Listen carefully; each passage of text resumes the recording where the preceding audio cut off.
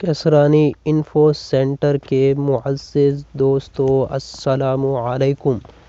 آج جمعے کا دن ہے تو دوستو جمعہ کے حوالے سے میں ایک قرآنی وظیفہ لے کر آیا ہوں، تو انشاءاللہ اللہ پاک آپ کی وہ مراد، آپ کا وہ مقصد پورا کریں گے۔ جب انسان پر کوئی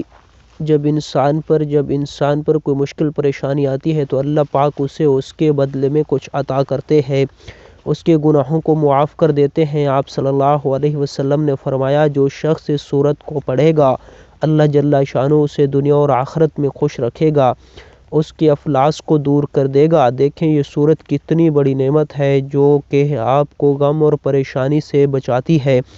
جس کو کثرت سے پڑھتا ہے اللہ تعالیٰ اس کے رزق میں فراوانی کر دیتے ہیں، اس کی تنگ دستی کو دور کر دیتے ہیں۔ سورت مزمل بہت ہی برکت والی اور رحمتوں والی سورت ہے، یہ ہر چیز کی رکاوٹ کو دور کرتی ہے۔ اگر آپ کو رزق میں تنگی ہے تو آپ سورت مزمل کا ذکر کریں اور اس کا باقاعدگی سے ورد کریں، انشاءاللہ آپ کا مسئلہ بھی حل ہو جائے گا۔